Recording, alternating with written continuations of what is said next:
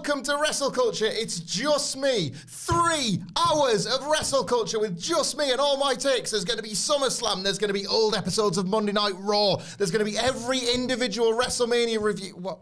No, not really. We'd never put you through that. I don't think so. Not yet. Although saying that, what the problem is now, you've pitched to them the best version of this podcast, and they've just got to deal with this. So a live stream of every WrestleMania ever reviewed. Quickly say in the comments now if you want Michael Hamflett to do 3 hours right now by himself, or me and Phil to be here as well. Believe me, my friend, you'll be left in trouble. I'm only joking, of course. Welcome indeed to Podcast Horseman, the BoJack Horseman podcast. Welcome indeed to WrestleCulture. I am joined by Adam Nicholas of What Culture and soon to be joined by Phil Chambers of What Culture, and we will explain why that is presently. We will. But first, in the tradition of WrestleCulture. Well, basically, I was sitting there thinking, last week Phil brought a quiz, which was good. Yeah. You've been doing hosting duties.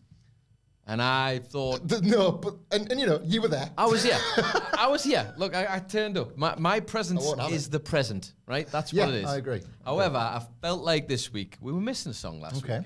And it's SummerSlam, and it feels like you've got to have a song for SummerSlam, right? I love this. I'm sorry Phil's going to miss this. Phil, watch it back on the playback. Come on, you're not that arsed, are you? He's going to come bursting in. Oh, this has all gone wrong. He's going to come bursting in right as I'm in mid-song. Yeah. He's going to completely throw me off. We're going to give it a go. And if it goes wrong, it goes wrong. But this is mostly just for you, this. Oh, brilliant. Mostly just because it's the Fed, isn't it? He loves the Fed. I do love the Fed. I'm just getting the mental headspace of Adam Wilborn. I just like hold me breath. You don't want to go there. That's that place. All right. I might get you to participate maybe with this. I might give it away. See what I can do. Just for the build-up, though. As soon as I start, I'm going to need you to shut up because you will throw my rhythm off entirely, okay? So if you could just give me, just do this. I think I can get that. Right.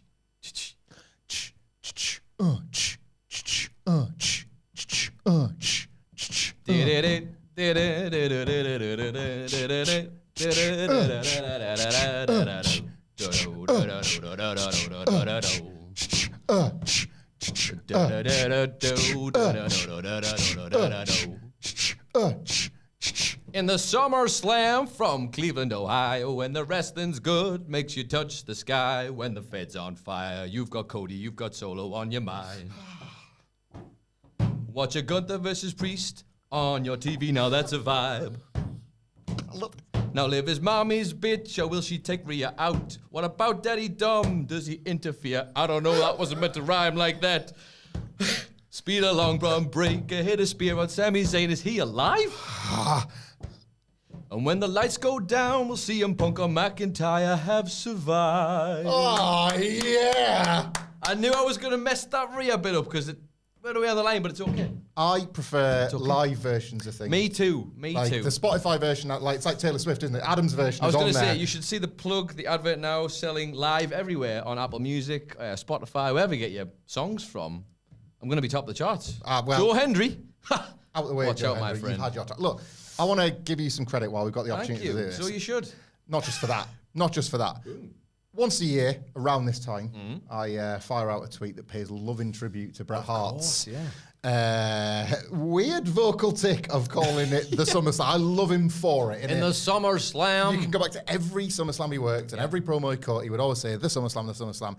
From the darkness into the light. Here we are 4 years later after the origin of that tweet, a video that I couldn't have made with my fair hands. It was given to you to craft something as good as that. Like literally to tinily put the bit on the end of the entire Mungo Jerry intro followed by Bret for a second. Yeah. I couldn't have made that. Yeah. And it was communicated to, of course, I believe during one of our Podcast Horseman recordings because it was in 2020.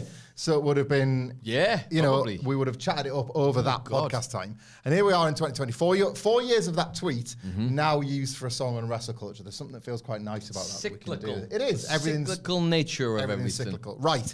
We need to explain why Phil Chambers isn't here. We are, of course, going to talk all things SummerSlam, all things tonight's SmackDown. 2 tag title matches tonight. We're going to get to all your comments. We're going to end with a bloody good quiz, as we always do. It's Wakey Summer, so I apologise. I'm in Wilborn's chair today. But we're going to start, rarely as we get to, on a Friday podcast with some breaking news, Nicholas. Why we are a little bit late today. Breaking news. Why we are a little bit late today is because myself and Phil were just putting together a news video that will go out on YouTube pretty much ASAP. with the news that Britt Baker has been fined and suspended by All Elite Wrestling. This is for those that have not read the story yet. Well, per the actions of a disciplinary committee that were met, as we've heard of, as relates to Punk in the past, Eddie Kingston and Sammy Guevara, I think, the backstage thing, Bryan Danielson finding you for tweets, all that good stuff. They met, and Dave Meltzer came through with the scoop on, I think it was Wrestling Observer Radio, or in today's Wrestling Observer, perhaps, where he's explained in detail what has gone on between Britt Baker and MJF, an incident that took place on the July 17th edition of Dynamite, the 250th edition, the Osprey 59-minute. Apparently, Britt Baker had, this is per Meltzer's reporting, and I guess some of the he said, she said that went into the disciplinary. The Shed 7. Britt Baker had said something about MJF, which was picked up by Alicia Ratu backstage. She's an interviewer for AEW, but she's, of course, the partner of MJF. I guess words were exchanged. MJF and Britt Baker confronted one another backstage. Whatever went on, and now the committee have met up over it and have elected to fine and suspend Britt Baker for between 1 and 2 weeks, Dave said, which will definitely, presumably, have factored in this week's Dynamite, where she was kayfabe suspended by the Young Bucks for Mercedes Moné, but we'll see, I guess, if she misses this week's Dynamite as part of a 2-week thing. We can assume from all of this, it won't necessarily impact the match at All In between Britt Baker and Mercedes, nor, I guess, potentially the return of Jamie Hayter. It's never just one person forward into this. You know, MJF and Will Ospreay's match, again, we're guessing Wembley will go unaffected is what I'm trying to get to here. But that's what we know right now, and it's wrestling, so I'm guessing more will gradually creep out in the wash. What's your like impulse reactions here? What's impulse reactions are I don't really know. I'm trying to think why they've settled on. There must have been something relatively sizable said here in this ruckus, because you can't. If me and you had an argument at work, I'm not getting not sacked, but like suspended for 2 weeks and docked pay, am I? No. Like you could have a difference of opinion, or I could have said something about this hack writing another article, and someone heard me and tell you, and then like we might have had it out, but we wouldn't, because he would never ever confront me ever, which he should. It would be a bloodbath on his end. It wouldn't result in that, would it? No. It would have a falling out, and then it would be awkward in the office for ages, and then that would be it. So there must have been, which definitely wasn't happening a couple of summers ago in AEW. There was definitely no lingering tensions. No. So that tells me there's maybe a little bit more to this. Obviously, we can only speculate. I am hearing it literally just now. I'm just pleased that this suspension is happening now and isn't going to affect All In any way, shape, or form. It would have been a bit of a bummer. She's obviously like coming back from a pretty rough time herself. You have no idea. We have no idea like what could have played in any of this. I don't know what her relationship like is with MJF. I don't know what her personal situation is in terms of like, has it been both AEW originals? That's 5 years. You don't know what water might have travelled under the bridge. Exactly. In that time. There could have been so much happened during that time period. There was always the thing about the pillars, wasn't there? And like, she making her way in as a pillar, but was never actually named as a pillar back in the day by him specifically. So like, I was Punk, wasn't it? That said you're not even one of the pillars compared to Britt Baker. Exactly. So I don't know. I mean, this is it's wrestling. I know there's probably a more dramatic answer to that, where you could just like be sitting like going, rub my hands, but I feel like I've had enough hand rubbing with AEW for quite some time. Actually, it is I just don't want it to get derailed by stupid bollocks again. And unfortunately, this is the nature of the beast. Sometimes this will happen. Yeah, but I'd like to. If this happens and it's an issue, but none of it affects All In, specifically All In, because let's just remember it was last All In where the biggest, maddest stuff happened. Yes, it probably worked out best for everyone in the end, but still, dramaless would be nice. just one. You want your big backstage altercation to take place, ideally 6 weeks before the show rather than 6 minutes before the opener. Well, it's 6 seconds before he goes through the curtain, basically. Yeah, it's funny, isn't it? Like we've not had much of this to talk about in WWE for a while, but it does, it was an AEW conversation more often than I imagine they would have liked a couple of years back, or even last year. And I always try to, I don't know, like understand where the athletes were coming from. I get and agree with this idea that, well, if you walked into your office and punched your colleague, you're going to be in big trouble. I get that, right? But this is a bit of an apples and oranges thing, I think. This 100%. Is like athletes, like football teams, we all follow football teams. What doesn't get reported doesn't necessarily mean it isn't happening. Like we've got Olympians in the Olympic Village right now. Like you are at a fever pitch, you are at your competitive peak, theoretically. And we're talking like, for anybody who might be in the world of sport, I'm sure you can understand it still, but like it comes with the territory of elite athleticism. Like you're never not competitive, are you? Never not competitive. Yeah. That's why they are the elites, because they wanted to be up there, and it brings with it that edge. And there's the little graph, isn't there, where it's the point of psych out, where you get yourself right up to here and you will be performing at optimum level, but you are always a fraction away from tipping over that. And once you're psyched out, you are gone. And like anything can happen sometimes in that environment. I think it's interesting as well that like some PE studies from school. Well, no, kicking in. It is. We bring sports science to this table. I think it's interesting the names here in question, because not that tenure should count for everything. But typically, whenever a story like this gets out, if it was, what's an example, like a Britt Baker and a Sky Blue, let's say, there would be this idea that like, well, you could start to apportion your own biases to it. So you could say, look, Britt Baker's been gone, and in the meantime, Sky Blue's been trying to move up. Britt Baker was there from the beginning. She's built so much of the stage that Sky Blue gets there. You could sort of like start picking sides or seeing, as it were all natural. Seeing roadmaps to where these things appear. Feels like similar journeys here. You would imagine MJF and Britt Baker would, in theory at least, have similar stories to tell about their time in AEW. Both there from the beginning, both kind of launched, had indie careers, but definitely launched into the stratosphere in pro wrestling terms by All Elite Wrestling. They've both been world champions. They are both considered two of the top names in the company, maybe the top names of their respective divisions. There's probably definitely a point where they were literally the two. World title matches at Wembley last year for both of them. You know, arguments of being in the best matches in Dynamite history. Just so many similarities is the point I'm getting at. And yet... But maybe that's why. Athletes clash. Athletes clash. I suppose at least if Britt Baker knocks your teeth out, she's right there to put them back in for you. And hopefully do a good job of it. Call it a score draw. Yes. Speaking of knocking your teeth out...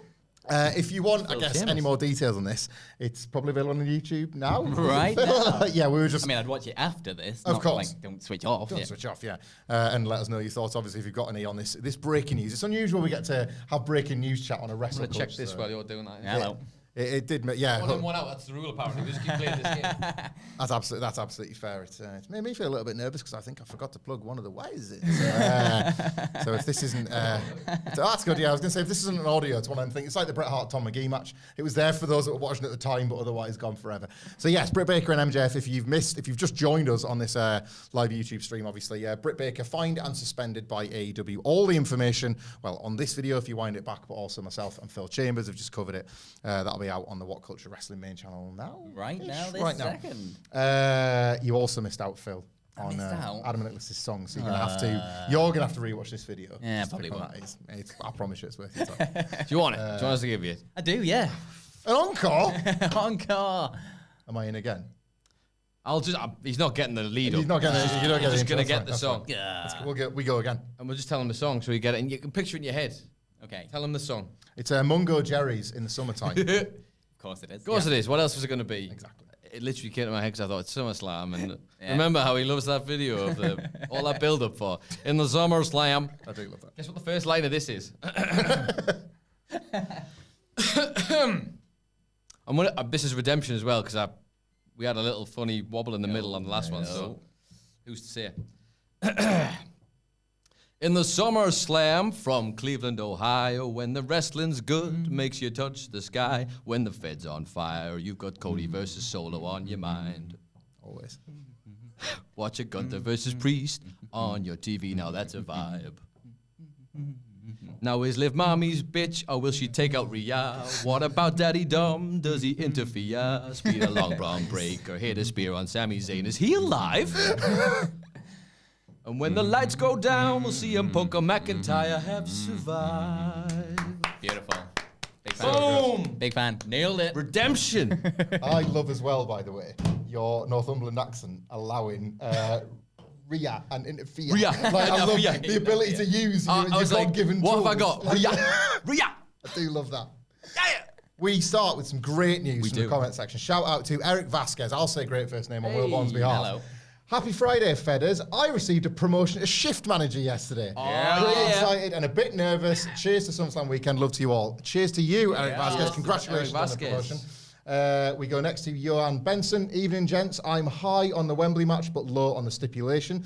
To me, it is signposted that Bryan is winning because he's not going away for good at Wembo. See you at the live show. Yeah, this feels like as good a place as any to dive into. Isn't he? Well, like to dive into the biggest story before the bigger one coming out of AEW this week. Bryan Danielson has put his career on the line at Wembley Stadium. He'll take on Swerve Strickland for the world title. It's all or nothing for Bryan. How do you think? Well, you could even say, Michael, that he's gone all in. Wait a minute. It was right there. They should use that more in the marketing. I like that. Him just pushing all these chips forward on a table, like, but it's just actual chips. I was going to say, in an action I would never do. Yeah. That's a great thing. It's Wembley as well. That would make loads of sense. Johan's made this point, saying that signposted that Bryan's now winning. On a podcast just yesterday, available wherever you get your podcasts. I completely disagreed with Johan, but I'm interested in that take all the same. Has this increased or decreased your investment in the result, and what's your general thoughts on this Bryan retirement tease? So usually I'm against this as a thing, because most of the time it does really telegraph what's going to happen.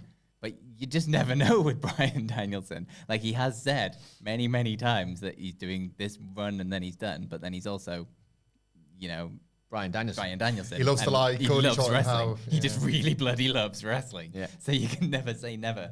But like the contract stuff, like it's all true. He's kind of working on a handshake deal until All In. Like, it's all there to actually, like, if you were gonna end your career in AEW, there is no bigger stage you could do it on than All In at Wembley Stadium. Yeah, for sure. And why would you not want to do that? Why would you not want to end it on the massive high? And it's Danielson. He'll be wanting to put someone over on his way out because he's Danielson. That's all he has done for the last few years is put people over. And like, that'd be a huge win for Swerve. Absolutely. See, normally I'd be right there with you thinking, like, I'd be worried that this was another symptom of the thing that a lot of people complained about with AEW recently, where it's like, just before the big match that you're already hyped for, they add one little extra thing. You're like, oh, you've just kind of signposted how the result, how the match is going to go. And I don't, part of me feels like this is on that. I feel like Tony Khan is probably quite online. I feel. I think so. There have been things to suggest that perhaps Tony Khan is online, and I think maybe a great thing for this would be to use that. Bryan's mind works like that as well. Everybody, he'll be thinking, well, everyone's going to assume that means I'm going to lose. So does he win and then just like vacate?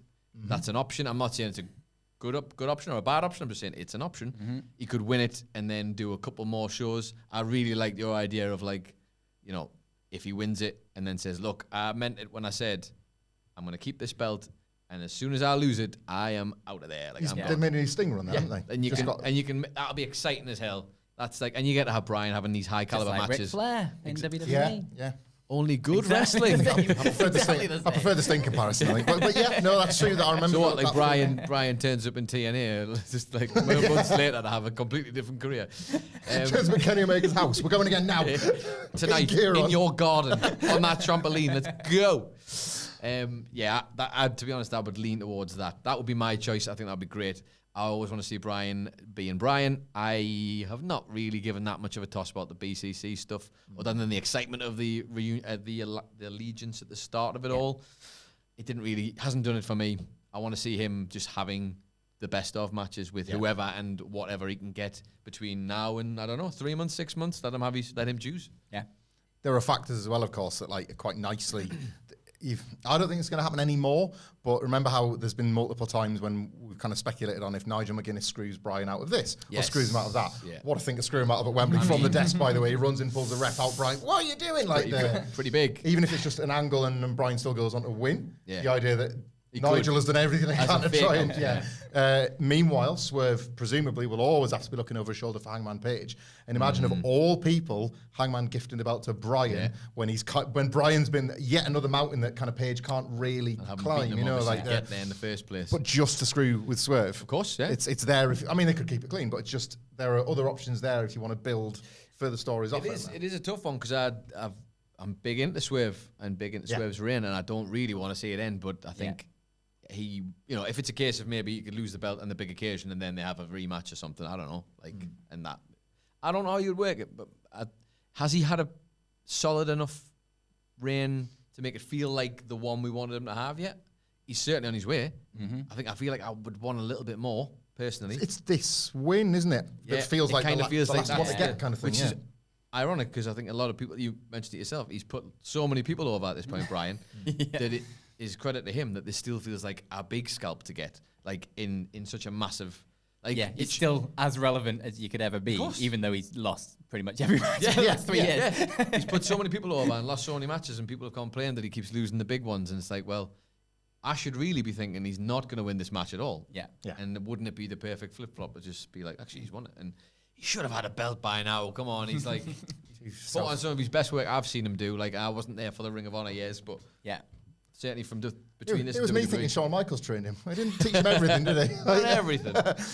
Johan, by the way, adds, see you at the live show. We will see you there at the live show. WhatCulture.com/tickets. There are plenty still available, but only because it's a big room. We've broken a record today. It's a really big room, but we have broken our record. This is going to be the biggest live show we have ever done. We have broken our record that we set earlier this year in Philadelphia. They said everything was bigger in America. I know, right? But we are not. Imbeciles. But we're not just pushing you. Not you guys, definitely not you guys.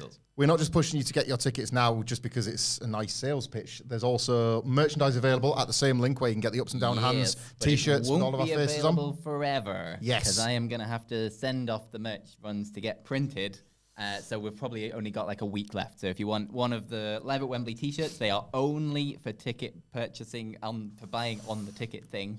They're not going to be available on the day. There is other things that are going to be available on the day. But there are. Wait and see for that. There are. They're setting an imaginary. We're not AEW. There's merch. There's other things. And you might actually like as well. The ups and downs. The ups and downs foam fingers, I'm going to have to take off the thing at some point soon, but they will probably still be available because you've got to buy them in batches of so many. So don't give it away, Phil. I mean, just being open and honest. Don't tell them how many we had to buy just to make it viable. And of course, it'd be rude of us not to promote Sweet Chin Disco happening immediately after. Well, not quite immediately after All In, because get yourself to either Adam Wilborn or Simon Miller to be part of the best videos we make at What Culture as they do the post-show What Went Down and Ups and Downs. But who else is involved in the making of those videos, Phil? No one else. No, but just them two. Just them two. Just them two. The legends here that bring it to camera. No one else. I tried to film one of them once and the lighting on it was disgusting. I watch it and hate myself. You two would do actual work. But yes, when those videos are completed, follow Wilborn on the same convoy you followed him away from the Crystal Club back there because he'll be hosting Sweet Chin Disco, where you'll also see Max Caster rap. You'll see Prince Nana live on stage with Wilborn. Somehow we don't know either. It's going to be a great night. World. I just want to watch that. I know. You just want to be there. And right? I get to. That's going to be great. Sweet Chin Disco till 3 a.m. a wrestling themed club night. It's going to be a brilliant time. The Crystal Club, this is not sales nonsense. It is steps away from Wembley. There's no better place to get a pint before or after the show. Don't get in the stupid cheap queues. It's an absolute nightmare around there. Come and join us over All In. I wish we'd known about this the last time we were there. I know, right? No, well, not you. You ran away early. I did. I got an email, whether this is actually going to happen or not. They said they were going to have £5 drinks available, £5 pints available. Oh, Phil. In London. I hope to God that's true, because otherwise you've just hyped up. I know, right? But I'm just saying. Little asterisk that says card subject to change. They also said there was going to be some kind of IPA, so I'm guessing it's not going to be that, and it's going to be some kind of basic lager. But still, £5 pint next to Wembley. At that price in London, think of the money you will save to spend on our merch. Exactly. Yeah. It's going to be great. Gonna be great. Also going to be great, and I wish we were there for it. Is SummerSlam in Cleveland, and OG Stem Cell will be. Thank you, OG Stem Cell. If anyone is in Cleveland for the weekend, come and see me at. I think this is Heinen's, but I'll spell it just in case. HEINENS. This sounds amazing, OG Stem Cell. Turn an old 1906 bank into a grocery store with a beautiful rotunda, cheap beer, and wine by the glass on the second floor. Ooh. I want to go there.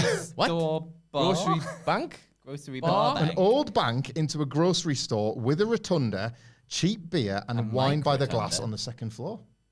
Yeah, what's a rotunda? I don't know what. Other than the wrestling family. The balcony in the round, what it is? I think so. I didn't know that. Let us know more about this OG Stem Cell. But yeah, I'm assuming if you go into SummerSlam and you're in Cleveland, go and check that out. There you go. That sounds awesome. That does actually sound. Why aren't we there again, Phil? Reasons. Next year. Inside those reasons. Flights are quite expensive. No, but damn you, Cleveland. I love Vancouver, on the other hand. Flights aren't too bad to them. Just saying, bosses. War games. They're not watching. They are absolutely not watching.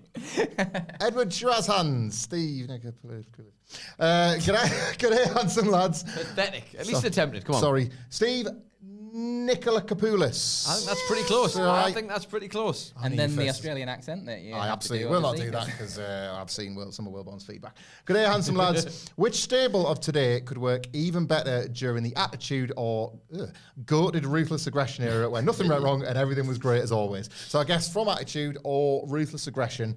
Damage control in the attitude era. Oh boy, I did not expect us to go down that road, Phil. No, come on.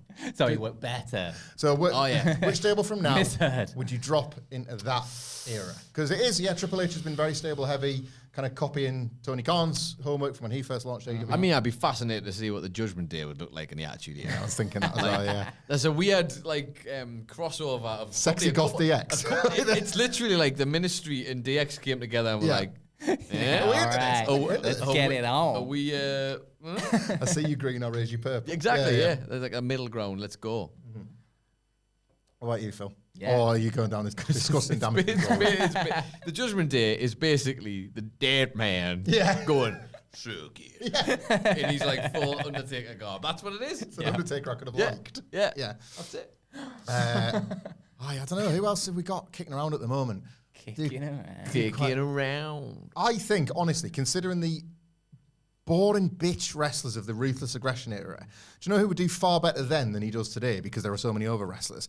I think Karrion Kross would give a big to like a lot of those dorks in and like Final Testament would stand a way better chance.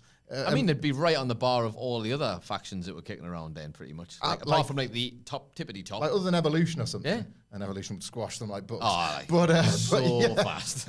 But yeah, I think there weren't that many wrestlers that were that over back then. Karrion Kross would look like a star in that era compared to... Imagine Triple H squashing Carrie. See, he might not do it. Yeah, he was. He was. He loves it. He's telling me he was putting him over. He said, I'm putting you over. It's like when Dax and Cash got DX to big time. Big night of their career. Big night for them. Alpha Academy in the Attitude Era, just so we can get Chad Gable and peak Kurt Angle. Oh my God! Ooh. Yes. Like they join up with Haas and Benjamin as well, so that's 5 of them. Oh God! Bring them all in. Yeah, I'm in. Yeah, and 6 if you include Angle's brother, who used to come in as his little fake Eric the Twin. Yeah, a fake Angle. He's great. Another Angle.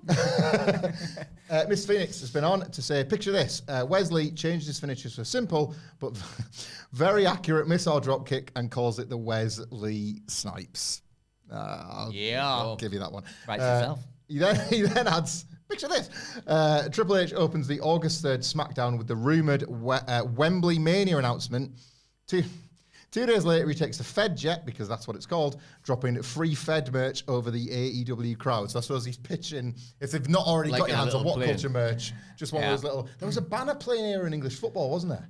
Yes. Like you would get that quite a lot. A big plane flying over Wembley, dropping Fed T-shirts into the stadium as the show's trying to decide what he would be more suited to be, the pilot or the person receiving the merch on the ground. I love that. If he could somehow do both of them, he's like flying and chucking the merch out of the plane. Yeah. He's like chucking one of his old tops out and giving himself the merch. Hey, there you go. Every Here's single another shoe. Here's one for me, one for you. I don't hate this plan.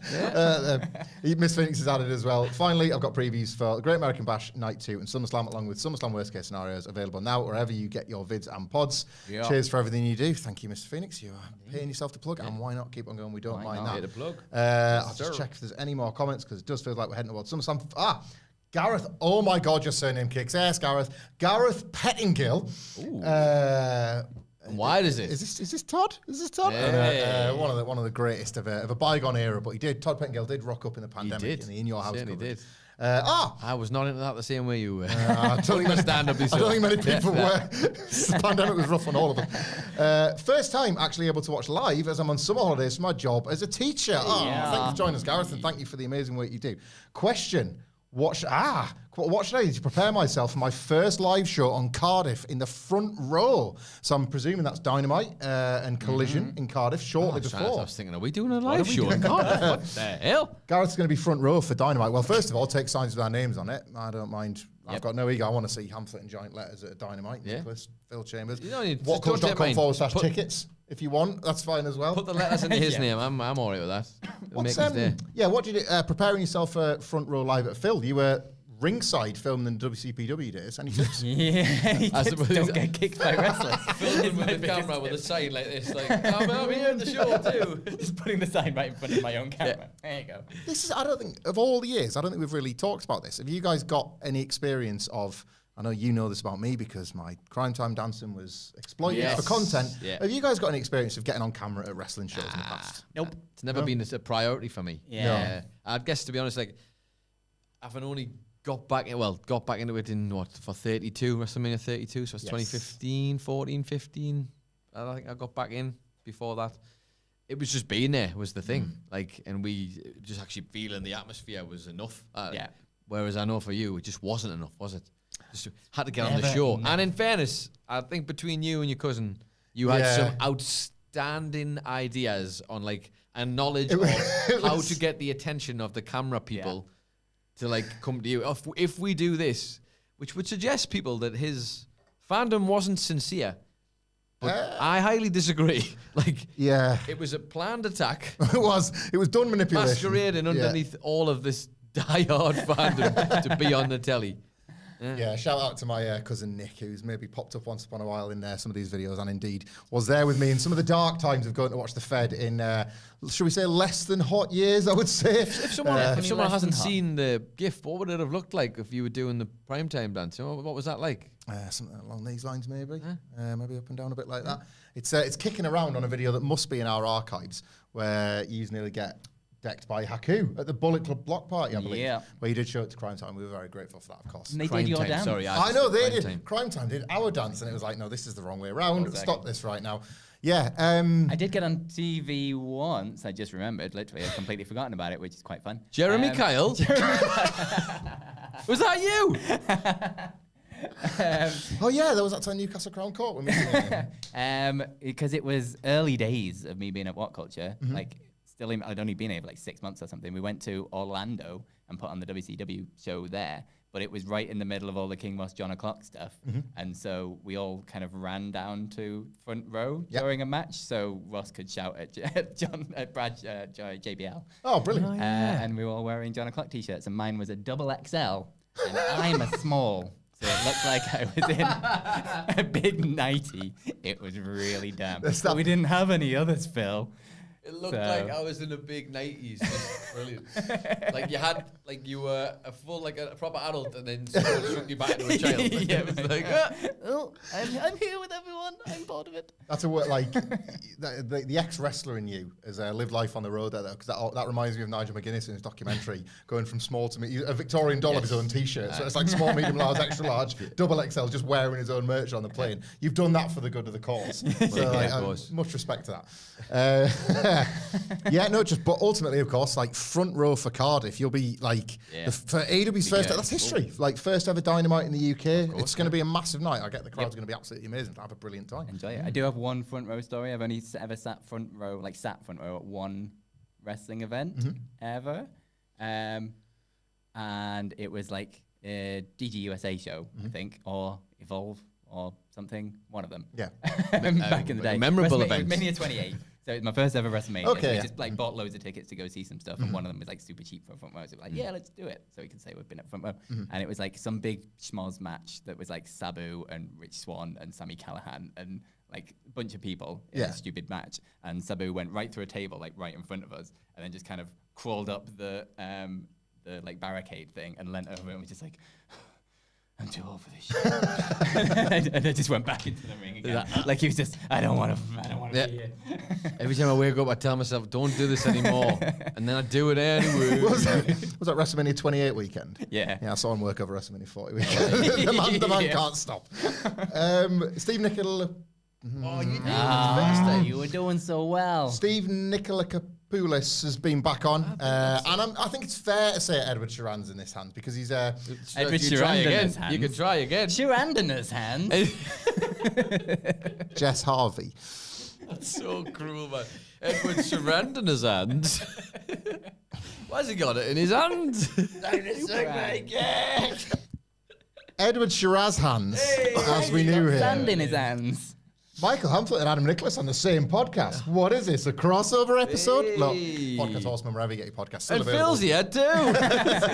The complete BoJack Horseman review archive is available wherever you get your podcast. Very proud of that, aren't we? A lot of it was done in the pandemic. I think our mental health was in trouble. But we reviewed podcast episodes anyway. Severely terrified to ever go back and listen to it because I'm not sure what kind of mania we had dropped into at that point. Really bizarre little time. That was a real time. One day I will do it, and it will terrify me massively. The ones I hate the most are two arrogant little tits or going into a studio in January 2020 and looking forward to review a Netflix show with no idea about what is around the corner. Just like, every week we're going to come into this nice studio and have a great time. Like you get week later. One series? I think we got up to episode 9 or 10. God. And it was only because we'd banked a couple as well. Yeah. So we'd like done a couple of nights where we did 2 in a row, and it was like, that's what banking means if you didn't know that.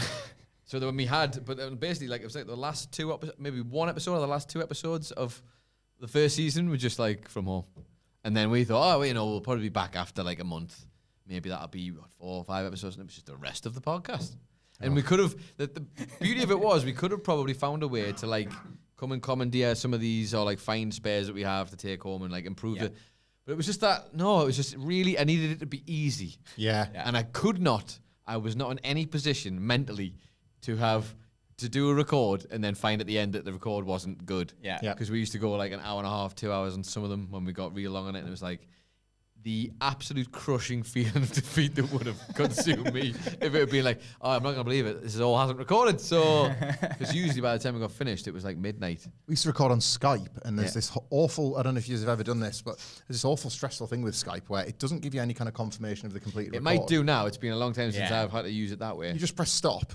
And then you sit and you hope for about 5 minutes. And then it'll drop in magically. Yeah. And what a terrible service. But one night No disrespect Skype, you've helped a lot of people all over the world, but that bit of you is not great. But there's a way to do it's like stop record or stop the call, I think. And I have only once, because it sent a fear through both of us, I accidentally just pressed stop call and cut off, and I was like, no. And then came back onto his face on the thing like, he said, is it there? And I was like, I don't know, we're just going to have to wait and find out if it comes. And literally we just sat there waiting for it, and eventually it dropped in, like later than usual though. Yeah. It definitely took longer. Not comfortable. A great time. A lovely time. Good podcast though, really proud of it. Go and check it out wherever you get your podcast. Really good. Miss Phoenix has been back on. Big Ham, the full Chambers, and sweet Nikki Adams already got it. I'll say again, boys, never doubt how many days you make every day. Thank you very much. Oh, thank you. We do appreciate very that. kind. It's our old friend, Larry Rabb. Remember Larry came on last week with a $100 I remember donation? Larry. How can I forget Larry? He's done it again, boys. Oh, we're going to do it anyway. Hang on a second. There's a button for this, isn't there? No, not like, you don't mean again as in like $100 again. Shut up, man. I can't find there. You've not another one, another $100. Larry, what the hell, man? Larry, this is amazing, mate. Thank you you so much. Thank you again for all your amazing content. I'll be sending all of my good vibes to everyone from SummerSlam. Oh, enjoy the show, Larry. Glad you're there. Enjoy that as well. Enjoy SummerSlam. Save your money for SummerSlam, man. Go to SummerSlam. Thank you so much. Thank you, Larry, man. I insane. Appreciate that a lot. We That's love great. it. Thank you very much. Amazing time, no doubt, Larry. We're going to preview that card shortly. But we've got a comment here from Marcel Laviolette. Marcel. Hello. Big Nick, nice work. Might have to help Wilborn with his songs. Dr. Fed looks like a gleeful kid listening. You got that right, Marcel. Can't wait for Phil with the news. That should be out right now. Yeah. Thanks for the love, Nick and Phil. SummerSlam predictions. Yes, we are going to get to those shortly. But Marcel, Do we have news for you? Have we got some news for you, buddy? I will just say, because I'm going to hand over to you in a second, Phil, or you, Nicholas. No, it's a Phil. Marcel's GoFundMe is available on pretty much all of our Twitter accounts. I retweeted one from Sidgwick's yesterday. Marcel tweet it, and we'll retweet it as much as we possibly can, following the devastating effects of Hurricane Beryl. Yes, but anyway, get on the GoFundMe, donate if you're able to, or share on behalf of Marcel. We love you, Marcel. And Phil, further to that. Yeah, so we wanted to do something for Marcel because it's really terrible. It's really terrible. Really bad. And like long-time listener, he's always been a part of this, always been a part of the comments and things. And yeah, it's kind of been there for ages. So we are going to do next week on Friday, where in place of WrestleCulture, probably do like an extended one. I imagine probably an extended one. Yeah, it's going to be live streamed on both this channel, the podcast channel, and on the main channel as well. But all of the donations and all the money we raise from that stream, we are going to put on Marcel's GoFundMe. There's going to be, I'm going to need to set up different links for it because YouTube take a big cut, but we're going to figure it out so that 100% of the donations can go to that, but you can also super chat to us at the same time. And if, like, so long as we raise 300 quid, which I reckon we will, we will match anything up to £300 to put onto the GoFundMe as well.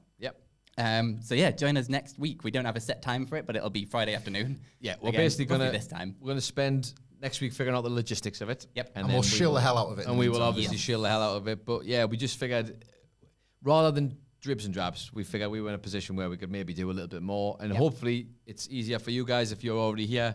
And it's much easier to help out a fellow wrestling fan, Marcel Laviette, in every time I'm either on that side of the camera or I'm on this side, he's always part of it, and it's always great to see. And it's really, really bad what's happened over there, and we want to make sure we can help. We will be. It took a little while because we had to figure it out with the higher ups, if you like. But we're here to do figure it out with money because we didn't want all your guys' donations going to YouTube because that would be terrible. So we're trying to find a way around that to make sure you get everything from that. So yeah, there'll be a way where you can super chat and you can interact with us, but all 100% of the donations will go there. But if you want as well, you can just put it straight on the GoFundMe. That is also fine. You could also skip it all, just go to the page. Please do that. But yeah, we'll figure out something fun to do on the live stream for next week. We'll be plugging it all next week, hopefully once we figure it out for sure. But Friday next week, in place of this, with a slightly longer version, I would imagine. We'll be here. It'll be us three, because I think the rest of the guys are still off potentially. It's wacky summary.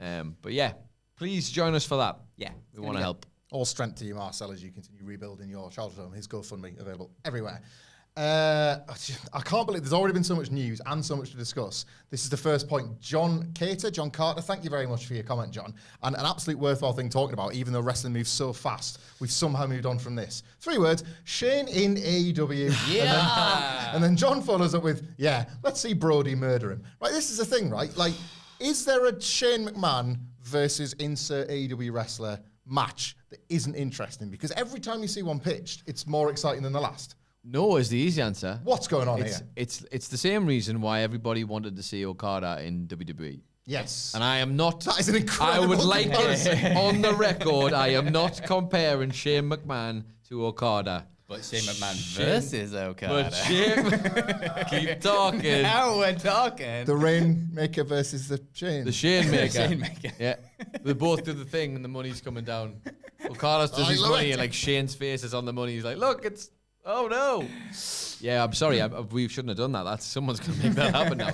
It's fascinating, though, isn't it? Like, it's not just that, though. It's a lot of it is the fact that it's a McMahon, isn't it? Yeah. It's a McMahon. There isn't a McMahon in WWE, but there could be one in AEW, which is a bizarre thing. They said they were going to change the world. Yeah. And it's... I mean, that picture alone was weird enough, wasn't it? I mean, Shane's already a weird guy. Let's just... You know, we already know his dad is his dad. Yep. Fuck that guy.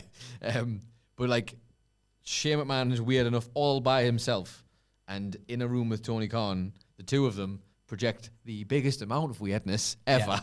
Yeah. I'm not sure many people can handle it. My one thing would be, I just hope to God that the one thing that might be missing previously is the fact that would be his boss, not his dad. So hopefully that would mean chaos would not reign in the wrong direction. Like to think so. But I have been thinking about Darby Allin and Shane McMahon jumping off big things all day. What? It'd be so good. Said on the news this morning that as well, like, Shane McMahon is a rich man. Like, he has a lot of money. Yeah. Like, so it's not really about the money. Obviously, there's going to be money involved, but it's more about what Tony would promise Shane in terms of creative. That's what I mean, in terms of making him, like, going over there. So that in itself is a fascinating thing to just picture. But it was a really good what conversation. Might Shane McMahon want? A really great conversation even, sorry. Great. Mr. Phoenix's power in this discourse with nightmare fuel, because he says... Jerry Shane defeat the Bucks and save the tag division. I mean, like... Shane McMahon taking the EVP position away from the Bucks, though. Come on. Yeah. I mean, there's just too much. There's too much that he could do. If they use him right, he'd be the perfect, lethal dose of poison, but just but not in a gross Vince McMahon way, and then maybe interesting Tony Khan way. It's just, I think, like, across all of that, really, whether it's the matches, whether it's the sheer visuals, even the promos, because Shane got dead weird on the mic towards the end of it. Bro. Like, I think he was unwell. Something was not right. Something was not good. It just, I maintain for 1 week and maybe 1 week only, but a big week, it's a number as well. Yeah. Shane McMahon will pop a house or definitely. either you do the surprise and then everybody, it's the old fashioned, call your friend, flick over and put dynamite and you watch the spot, or that graphic drop blows the world up and you are just locked in and that's like the opening of that dynamite. Yeah. People will turn up for it. I say this unironically, and it pains me to say it because I can't imagine ever being in those shoes, though the shoes that I most definitely am now when it comes to Shane McMahon. He literally saved my WrestleMania. My first 10,000 other people? My first ever WrestleMania. I would like to point out I had my ticket long before he came on board. We were going anyway. We just decided that was going to be the one. Spoiler alert, it was shit. God, when it was great. Piling up and it was great to me because it was the first one. Yeah. But I would walk back from that objectively, and it was absolute dross. This is terrible. This is terrible. It just couldn't have been worse. I was so excited to see Seth, and he got injured. I'm like, wow, why am I even going now? This is the one guy who got me back in. Anyway, Shane McMahon though, turning up on that, was it the Raw? I think it was when he came back for the Stephanie McMahon was getting presented the award and all that. Changed the world, like in terms of, oh my God, like, and he's gonna the Undertaker. What? Trying to see them back then, thinking, how are they gonna make that make sense? Oh, you don't need to do that. This is just lockbox. Lockbox it where? Doesn't need to make sense. And then just have weeks of weird. It didn't matter. Yep. He jumped off the top of the cell and went through the table. And when you're there in person, and that's the first time you've seen that, and first time, second live wrestling show, big proper live wrestling show I'd ever seen. After NXT TakeOver Dallas, which is how am I topping that ever? It's the most Adam Nicholas story ever, isn't it? Like, I just pop over for WrestleMania weekend, but I'll sneak a show in first. Oh, which one? Maybe just the consensus, one of the best shows of all time. Just, that on a casual. Shinsuke Nakamura's best match ever in WWE. One and only. Oh, great, I'll have that. I had to basically beg my friends to get tickets as well. I was going anyway, but I was like, I'm telling you, you don't want to miss this. It's going to be great. But yeah, Shane going off the top of that cell. It was money, man. Yeah. And I was devastated. Sorry, this has become about me this time. I was devastated because falling from the sky, and obviously it was the first Mania, so I managed to get one of the notes. And I was like, that's a cool souvenir. God, I would burn it right now. But basically put it in my wallet. By the end of that show, we were very, very drunk and went to wait in a bar. You guys probably ended up at the same bar after the show when you were there in Dallas, truth be told. The little lake. There's a bit it's next to, and you have to kind of record a podcast there, don't we? Quite great location, lovely there. Nice view of the stadium. Basically, I ended up sitting down. I had shorts on that I don't normally wear, and my wallet had come out the back of my shorts, and I just didn't. It was mortal. Just didn't think about it. Got back, wallet gone, and in the wallet was and I was like, you know what is the only thing I really care about in that wallet today? Obviously, you can cancel the bank cards, but you can't get that back. Yeah. And now I'll be like, take it, take it away, burn it, throw it in the bin. Sorry, I'm going to shut up now, and you can just talk for a bit. Well, we have a comment here from, and I would never speak this way, of Matt Rains. Always love the guy, best mate. Matt Rains is saying, I'm an idiot, happy Friday. Now, I know the context of this, and I think you do as well, Phil. Matt Rains, right, out of just generosity of spirit, always said what a good guy he is, never veered from that take. Elected this week to buy somebody a ticket. He can't attend All In. Obviously, he's based in America. He was there with us in Philadelphia. Yep. Another guy that's been with us for years, like me and him, go back, way back. He can't make the live show at Wembley, but he wanted somebody else to be able to experience what he did in Philadelphia and has offered to buy one of his followers a ticket. Super generous. Thank you again for that, Matt, on all our behalves. And he did. He drew a name out of the hat. Somebody won the ticket, and that was being arranged today.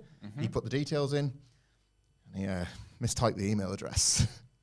Oh, no. So, yeah, that's why he's calling himself an idiot, but we've got the details, Matt. We're going to fix it. It's all absolutely fine. Probably not today, but next week it will be sorted. Thank you again on behalf of the lucky They'll winner. get the ticket, man. He is with a keyboard like he's with a basketball, you know what I'm saying? No, we love you, Matt. Thank you very much. And honestly, lovely, genuine, really nice gesture. Really nice thing to do. And really lovely that. Fingers crossed. That's very funny, though. Very funny.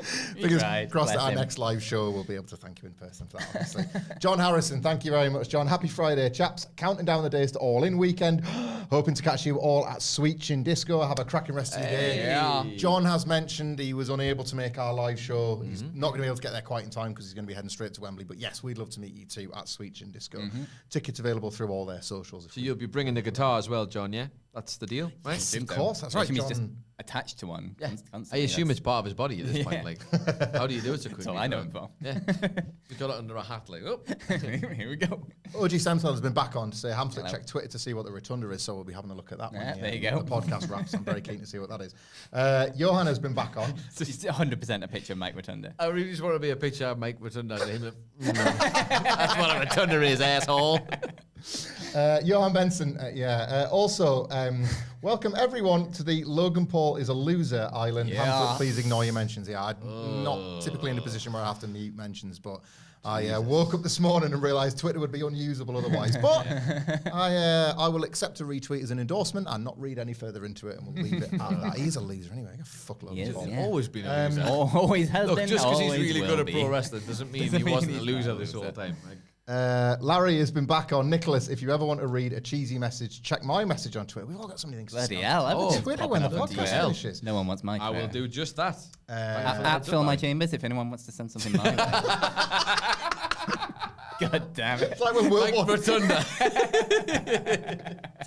just begs for money. It's like, my birthday's coming up soon, so pay for I've got a child to feed now, so. Quaz has been on.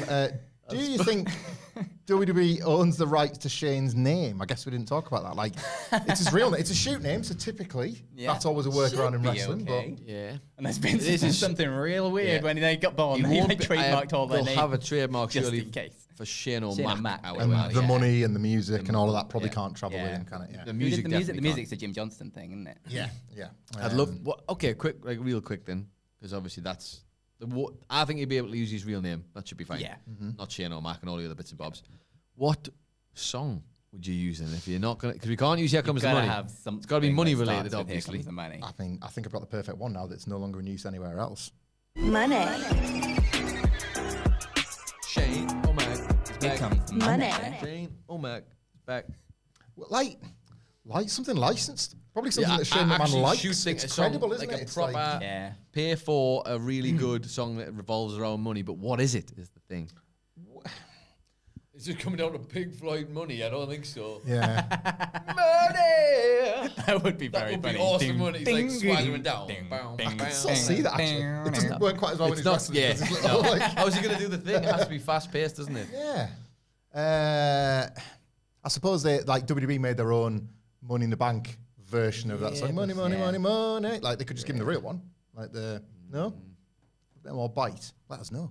Something Yeah. like Chuck it in the comments. Something that it doesn't have to be just money. It could be like a milli, that one or whatever that was. There's loads of them like that. Just needs to have a bit of Shane McMahon and he's an idiot. It has been. Is it? Tell me when I'm telling lies.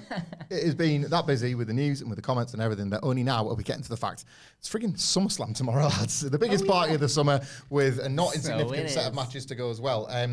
We'll do a slightly quicker preview of this, but there's SmackDown tonight as well. We did half of it at the start, really, let's be honest. We did, yeah. 4 matches in there. We'll touch on SmackDown because both sets of tag team titles are on the line tonight. They didn't quite make it onto the card, but it's a big SmackDown nonetheless.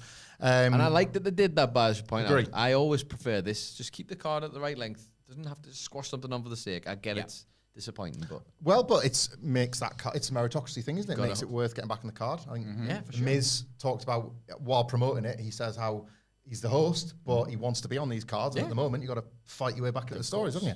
DIY will be defending the tag team titles against the Bloodline, made up of Tama Tonga and Jacob Fatu, because Tonga Loa wanted to, but he's hurt his eye. He's got a sore eye. Just the most dangerous man in the company's in there instead. I mean, Phil, I'm going to come to you first. Johnny Gargano, lifer. How do you think he fancies his chances against Jacob Fatu? I don't think he fancies his chances at all, I'm afraid. It's his return to Cleveland. It is his return to Cleveland, and That means nothing for him. That's unfortunate that it's going to go down in Cleveland. I'm really sorry, Johnny. I wish you were on the SummerSlam card. I wish you were going to win, but you got no chance, I'm afraid, my friend. Timing's not favoured DIY here, really, has it? Yeah. to be fair though, sometimes, and they'll know this, it's business is business, man. Yep. That is the time. Part of a much wider thing that is much bigger than they are, and Far, it's far going to bigger. lead into a much bigger storyline. And of course, I think the timing of it's pretty inspired, because if they win that, it adds to that thing, doesn't it? Of like, Yeah. are we going for all the gold with the with the Bloodlines. That's That was all a gold and Tongalo.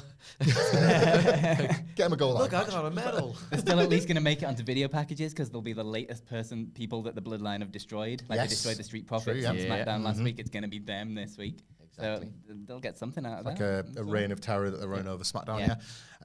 Is this predictable? I don't know. Jade Cargill and Bianca Belair are getting their rematch tonight against the Unholy Union, who defending champions. They picked up a win on NXT, but they've not really done much about else.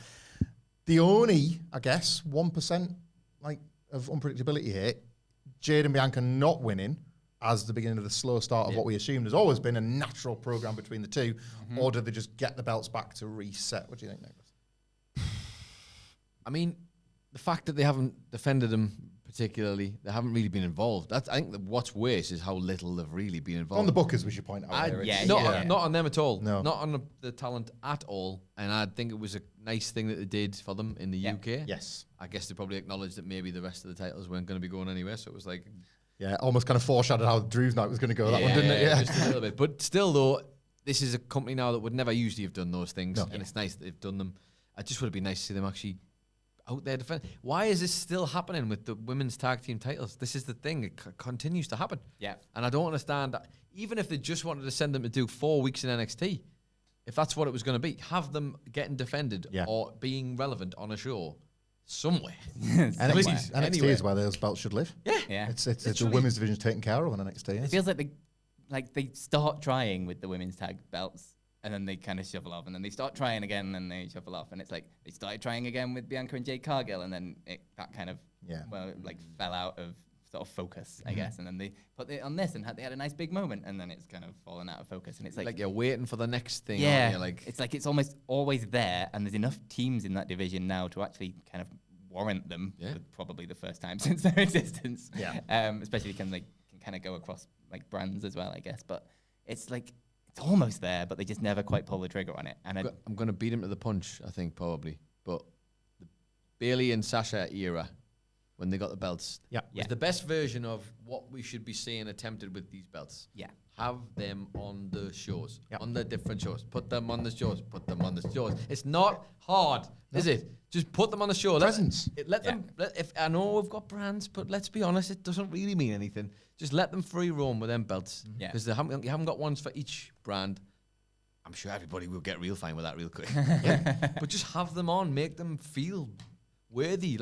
You managed to heat up a belt that you literally made up last year faster than these titles that you made however many years ago. What are we doing? At least with Bianca and Jade as well, it looked the part. At least as an entrance, them coming out with the belts, it looked amazing. Yeah. Well, there was a Legion of Doom element as well, wasn't it? These cannot. How on earth? No one's taking it off these. Well, to that end, are they getting them back? Is this where this issue that it's cul-de-sac that they've again driven into? Is this where they kind of steer out and they put the belts back on Jade and Bianca? I guess, but to what end? If I haven't got a plan for it, it's hard even to really muster the energy to think about it, because if you haven't got a plan, why should I care? Yeah.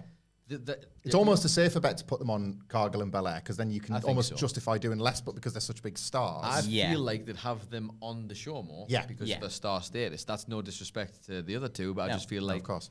Isla Dawn and Alba Fire just they haven't been given that spot. This could have really been a chance to elevate them and put them on more. They haven't been given the TV time to be able to do that. They haven't.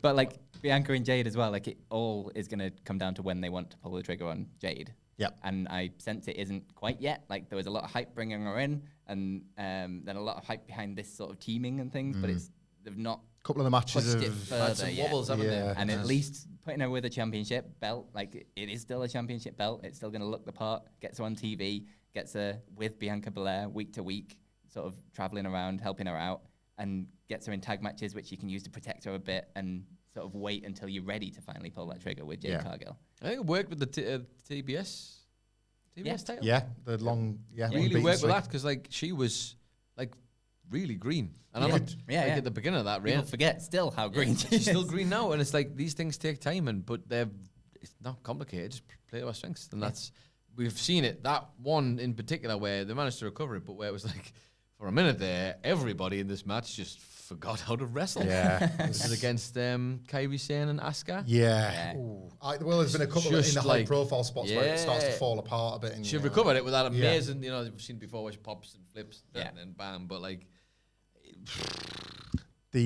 I could see them winning the belts back, and again, maybe you want to sort of... It was Brett and Owen around Rumble season where it was just like the ambition of one is going to trump the will to be the tag team, and Bianca's been at the top of the mountain where Jade Carter's like, I would like to win the Rumble.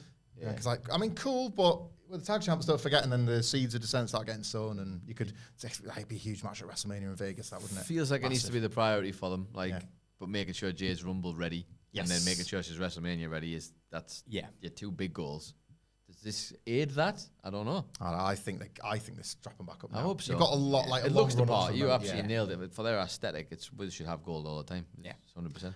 Just quickly before we get to the SummerSlam main card, Matt Reigns has been back on to say, gonna have to find a beer called Effing Dumbass or something like that. Legends Lounge coming soon. Stay tuned. Look, I'll tell you what we'll do. We'll read a comment here and then move to the match that this is in relation to, because there's a couple of different places we could start the SummerSlam card, I guess. Josh Brown of What Culture Gaming thinks this is the main event, so I guess we'll go. But so does... I wonder why he's picking this match to go. So does Pratik Malathakuri, who said, what if Punk decides to low blow Drew and tries to pin him, but Seth won't count? Frustrated, he, that being Punk, attacks Seth, grabs a chair, starts hitting both, and asks the crowd to chant his name, which he's been doing, only to obviously that inform a heel turn from CM Punk. Let's start there. It's probably not going to be the main event because Cody seems to have talked himself into that spot at all costs. But it's certainly one of the most hotly anticipated. One of the most hotly anticipated matches of the year. Not least, it's because it's CM Punk's first on-screen singles match since his WWE return. CM Punk versus Drew McIntyre. Seth freaking Rollins as the guest. So who wants this one first? Go on, I'll let you go first and I'll come after because, I have absolutely no idea what's going to happen in this match. And I think that's also another reason for it not to be the main event is because there's going to be shenanigans, guys. I don't know if you know this, but there's definitely going to be some kind of shenanigans. They've got a special referee to make sure that this doesn't go wrong. They've always been great at it historically. Yeah. And he's got such a long CV of being a referee as well. If you go back to... Nope. Nope, this is the first one. What about, obviously, because there's one scenario and there's been multiple suggestions that they'll use what in my opinion is probably the greatest finish ever, the SummerSlam 97 Brett. But what people don't really mention there is actually the moving parts are slightly different in order to orchestrate that. But you have got three of them out there that all hate each other, so I can see why the comparison's there. Rather than just the finish, of which there are 10 different ways you can go, who wins? That's the question I've been pondering literally since this match got put together, because I could see an argument for both. I think a lot of people maybe thought because Punk being his first singles match should win, but then you think there's enough ripples in this to give him an out. Yeah, Seth being the it also doesn't feel like his first singles match just exactly he's been there so long, he's been but around. Not wrestling. This is the thing. So I don't think, for me personally, if on that specific argument, I don't think that matters. No. Technically, you've had the Rumble if you really want to get nitpicky about it, but like, he's the kind of guy who probably wouldn't.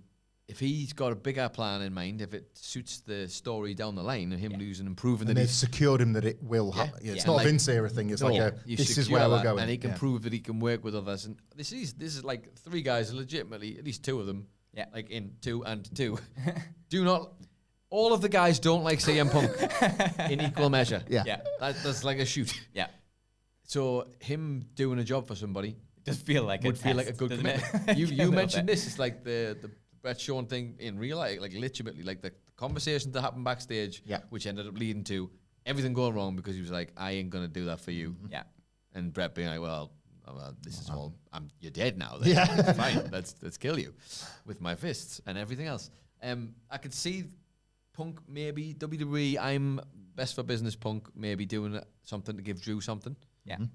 However, it would not surprise. It's not a good answer. It's a long one, but doesn't have a definitive ending. Without an actual answer. I want to see whatever's best for business. Look at him go. Phil, but it's like, even if he loses, he's still got the potential of doing stuff with Seth next. He's got the potential of doing another match with Drew next because there was shenanigans and it wasn't a clean finish. Like, there's still so many ways out of this. I want to see a Hell in a Cell match come out of this somewhere. Either a three-way or Punk versus Punk in that cell. Yeah. A proper, like, not that there's necessarily got to be blood, but away from a Vince McMahon era Hell in a Cell match and a storyteller like Punk.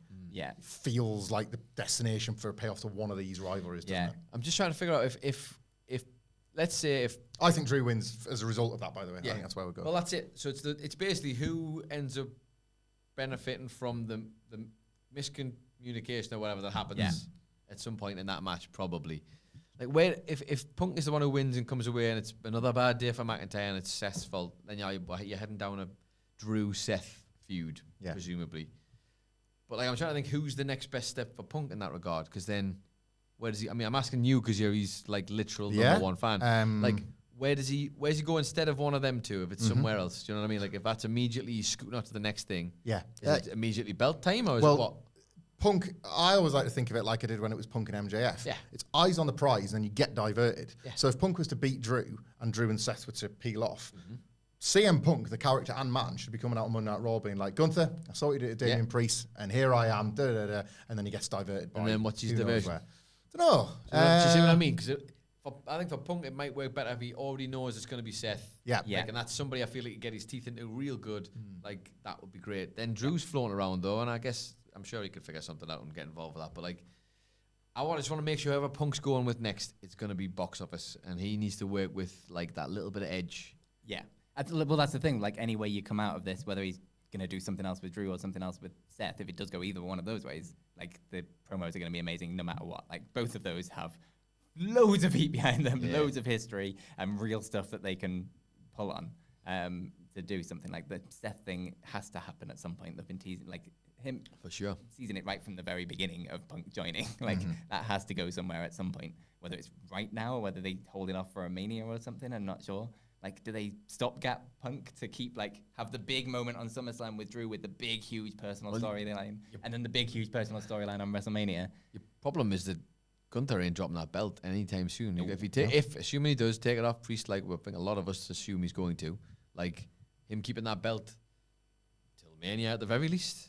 Does that signpost the match between a Gunther and Punk match? Is that where he's headed? And then you kind of got to keep him busy until then. Gunther, the promos that Gunther's been cutting on Raw at the minute, like the way they've figured out how to use Gunther. And there's like the empty arena ones and the ones with the big screen on the back with the really good editing. Like that versus this version of Punk is a kind of fascinating prospect in itself. I'm gonna break the bones inside your skin with my chops. I'm terrified because it's a shoot. Because like he hit him once with a chop and he just shatters.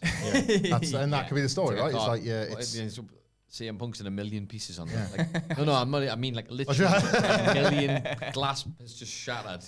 Austin has to come out just to fill the gap. I can think of some people that would probably quite like that. Yeah. But, not me. No, I'm going with Drew. You think? I think Drew. I lean towards Drew. I tell you what, you've both gone with Drew. I'll say Punk for argument's sake, just because like I think deep down, as much as he's playing nice, I can still imagine him thinking, I'll get the win actually. Yeah, I'll have the win actually. My main reasoning for Drew is the amount of times Punk screwed Drew over. That's finally. I agree. Narratively, I think it fits better for sure. We'll get this one out of the way quickly, shall we? We're all looking forward to Logan Paul leading the United States title to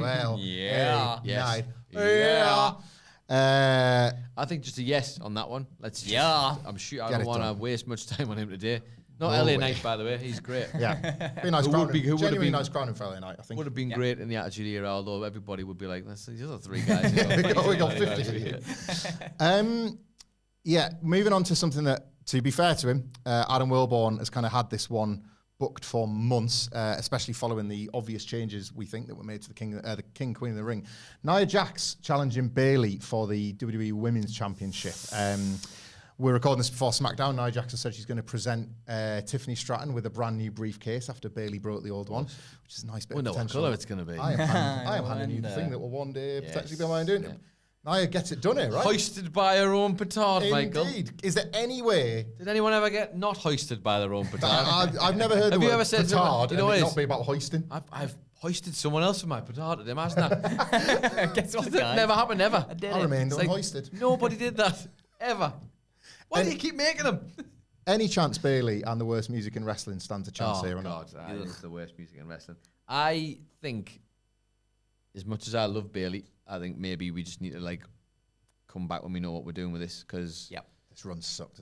It's not been good, and it's bad when Michael Hamflett's saying that. That's one of his unproblematic faves. Like Nia Jax is just there and ready to go, man. Like You can't deny it. It's been a good run. It's been good. She has been good. Nobody saw that coming. Yeah. She's been good. She would be a worthy champion. She'd be such a shit-eating heel as well. It'd be great. It's really good. Yeah, I'm in. So tell me on that. And then heat Bayley back up, though, please. Let's not forget about it. Let's come up with a proper plan for us. We need a hard reset on sure. Bayley to figure out where to go and give her what she deserves in terms of a proper run that she can get her teeth into that's actually worthwhile. But Nia Jax as well, it's not just like the crowning of a new champion or anything. It's legitimizing King of the Ring and Queen of the Ring. Totally, again, because they both will have gone, and like potentially both of their shots that they won at King on Queen of the Ring, excellent they point. could both win the titles. Excellent. And that is very much re-legitimizing that as a thing. And the SummerSlam match as a reward that you can then Totally, use yeah. every What year. if Tiffy then cashes in immediately?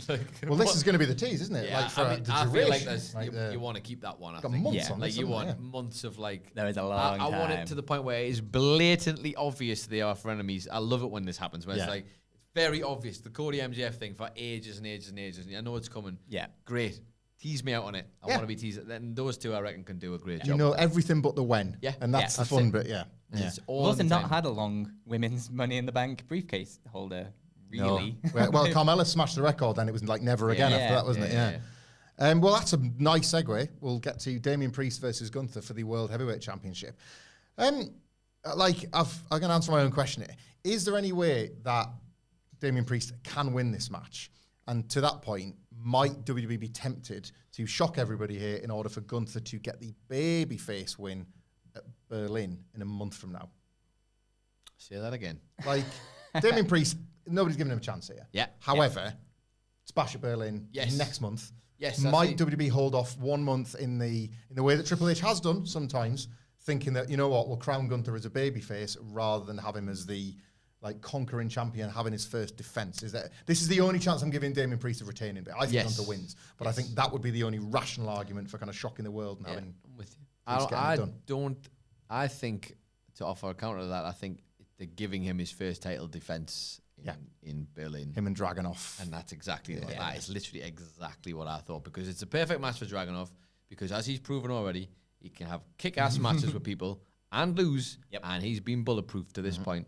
And him against they Gunther, would go all out in the main event of a WWE pay-per-view. Huge for the fans there. It would be huge for the two guys in the ring. They've seen them two wrestling a lot of buildings there. Seen it a million times before, and then have Gunther win, which is the exact perfect result. Who's gone to the ringer with Dragunov, who falls short, and will put a pin in it and be like, much like he did the last time, I'll be back. One day. I'll be back. Gunther beats Priest. Yeah, I think so. And I think again, like it's like they don't want a babyface Gunther, like the way they were presenting him in promos and things. But then I think you can get away with it in like a one night thing. Like MJF always got away with being a heel, but like the one night he went to The Long Island one. he was massive babyface, and you can play off it. But I think it'd be a really fun shock, and obviously you could get a lot of Judgment Day stuff involved. But I think they are more teasing the breakups individually of like Judgment Day, or at least like certain members maybe. To do some kind of miscommunication thing, maybe, if they're going to do any things. But then they're also doing the no Judgment Day members allowed at ringside, so maybe that is a thing. And then the Judgment say, well, you went out and did it yourself and you bloody lost. And that's how they kind of Well, this is it, right? So Damian Priest push Damian Priest away from that. doesn't want help. He says he's the babyface kind of within this heel group at the moment. But that does take us to Finn Balor, who isn't wrestling on the show, but has been tied in the background at least to what's been going on with Liv Morgan and Dominic Mysterio. It's going to be Liv Morgan versus Rhea Ripley. A very soapy and divisive storyline. I'm a fan of it, but I get maybe why people aren't. So it'll be like television, not the way you filthy bastards are thinking of. Plenty of the filthy bastards like this story for those reasons too. Yeah, it's a bit of both, actually. If Balor's not If if Balor's not getting involved in the Priest match, unrequited, but getting involved nonetheless, does he get involved here? Or again, a bit like Punk and Drew, result, outcome, how do we get there? What's Dominic Mysterio going to do? There are so many different avenues. I don't think you need the rest of the Judgment Day in this. I Okay. think you need Dominic Mysterio, Rhea Ripley, and Liv Morgan. And what's he going to do? I think he's going to screw over Rhea Ripley and join Liv Morgan. Interesting. I think at this point for me, that's the only outcome that properly works, because otherwise Liv Morgan has been done super dirty, because this has not been like it's the massive tears at the end of the first, the first time he said like he hates her. Yeah. Then all the stuff for the I cannot. You know what I got flashbacks to? I got flashbacks to Dean Ambrose burning stuff. Remember when he burned all the shield stuff? Yeah. It's like, God, it was absolute dross. I was hated, you said. Shield glove. I'm going to put green slime in your briefcase. I'm going to burn your stuff in a dumpster because I'm John. Shut up, John. I'm Dean, sorry. But also John. I did not enjoy that. I feel like it really felt like I need you to redeem this for her because clearly they have stock in her, but this feels like if it's just literally straight up, well, it's Dom and Rhea, and that's the end of that, I'd be worried about Liv. Yeah. Big time. And I think Liv winning this then clears the road for the next pay-per-view, custody of Dominic ladder match that Rhea Ripley wins. I'm still mad that they haven't done it yet, man. SummerSlam law, it was literally... But they can still get there. No, but it's right there at SummerSlam. Right it's not the same. Right there. It's, Dominic could have found a shirt that resembled the clothes he was wearing and come out in those instead of his Judgment Day clothes. It's like the Cortina said, you're not 19 SummerSlams ago forever. But, how long have you been sitting on that one? It just gave me, but I'm so pleased with it. I am going to disagree slightly with both of you here. I think Dominic Mysterio has been played this entire time by Finn Balor and Liv Morgan. It's Liv has indirectly related in Finn Balor becoming a champion again. The two of them have kind of allowed to maybe take the Judgment Day from within. Rhea Ripley and Damian Priest have always had a bond that Finn Balor was appearing not to like before Rhea Ripley got injured. Liv's got what she wanted on her revenge tour. Finn is now with gold. You tell he watches it every week and we don't. I love this. I love this. And I think Dominic meant everything he said, but will cost Rhea accidentally, and that will lead Rhea to think, I thought we were good. Yeah. He's like, no, I am. But I think Finn Balor might have something to do with it. So I guess lots of bells and whistles. No, I think what you've made all of these points. Excellent point, well made, I should say. I think the important thing is Liv has to win. I guess that's what I was getting at. Like, she has to win the match. Yeah. Whether a Dom is the cause deliberately or accidentally, that's up to them. I'm not really bothered which way it goes, but I really think she needs to win the match. Yeah. Because I just don't think Rhea just bulldozing her for the belt and get it all. Imagine that. I'm going to work. Well, I'm just going to sit home sad now because I lost my boyfriend, who wasn't really my boyfriend. I've lost the belt. I lost everything. And I don't even have a blue tongue anymore. I just don't have the energy for another revenge. Yeah. I know, we've seen her go coast to coast and have an epic against, you guys were there, Charlotte Flair, WrestleMania 39. But Rhea Ripley, the straight-up babyface, doing the Rumble at WrestleMania run, if they can keep her away from the title, she's an immediate favourite, right? They've never had her in a position where you can run her as the babyface, challenger properly. So that's something they could run all over again if she's not won the belt back by December, January time. I don't know. It's... be running right in the Jade Cargill, that's for sure. I don't want to watch it. That's what I'm saying. I want to watch it. I want to see what that horse fight looks like. Another title match. There are 6 of them. Sami Zayn defending the Intercontinental title against Bron Breakker. He got by Bron Breakker based only on experience in something of an upset, I would say, based on how they've been pushing Bron. But is it one of those things where Bron made his one mistake and won't do it again second time around? It certainly seems to be how they're pitching it, isn't it? Like he said in that promo where he was like, it was... what was it? He said something about the comedy show beforehand or something. It was like, that's dumb, but okay. And then a graphic flashed up. Buy tickets to Sami Zayn and friends. Shuffle it in there. Yeah, I think so. And he's got the momentum, literally has the momentum. Going to run his way on a scientific level. Bang, bang, bang. Physics tells me that he's just going to keep taking, going through someone's washing line, and taking the clothes, but they're just belts instead. And the person that will ragdoll the hell out of that spear is Sami Zayn. Yeah, of course. Somehow ends up in the crowd. Have you done that? Well, that would make Bron Breakker. I think we're all agreed, Bron Breakker. I think that's going to be a really fun match, though. Me too. I don't think it's going to go long or anything, but I think they are going to go sneaky match. They're going to try and do something really different, like a 10-minute, and go all out for it and have really Sammy wants have fun. To give him a moment that people are going to remember. To really put him over as well. Something I've only just noticed here, with the exception of Nia Jax, in Gunther and in LA Knight and in Bron Breakker, you are crowning potential first-time champions in these respective divisions. And the tag on SmackDown. Indeed, Tonga. And this could not apply more to our main event. Solo Sikoa taking on Cody Rhodes in the main event because Cody said so for the world title, the WWE title, excuse me. Because he's upset, isn't he? No, I'm not. I just thought... Because Cody said so. I thought it was pretty funny that he said it in a taped promo and it stayed in because maybe there was a little bit of concern that he was hearing... kind of like this Drew thing, and a lot of people think Solo stinks. I still I think don't he know. should If be you top. get Roman Reigns in this match, no one will be thinking. Well, this is it, right? Oh, why is this the main event? I fully accept because that. Roman Reigns in it, you idiots. And does he come back? Yeah, I think so. Yeah? I think Time it's feels perfect good. timing for it. They've been Bloodline 2.0 has been laying through everybody on it's going to be that WrestleMania like escalation of shenanigans. I think so, yeah. I like but that. with the opposite direction. Yeah. It's like Jimmy's going to come back, but it's going to be like Roman is the final guy kind of thing, and they're going to replay it. He gets to be the Undertaker this time and be the one to like lay the last blow on Solo or something. Yeah. Jesus, what an endorsement. Is there Super duper so- shenanigans, but I do think Roman comes This back. is. I want to discuss the permutations potentially here, because what if he comes back, but he's like, still my boy. Yeah, Cody's not friend. Like we're not friends. Cody's not his yeah. mate, and he just like costs him. Costs Cody. Yeah. Yeah, well, I was going to ask you this. Because like, he wants Solo, because and he wants that belt back. And he's like, and it's like Two birds, one it's that stone. It's a longer mind play. games thing. He's Yeah. this is a guy who plays long games. Solo doesn't. That's Solo the whole doesn't. point. It's Yeah. just Solo is just- bulldozer. Yeah. And he's like, I helped you get over the line, and he just plays along. Like he's like, no, you're the head of the table now. That would be genuine. Like he comes in, Yeah. spears all of the bloodline.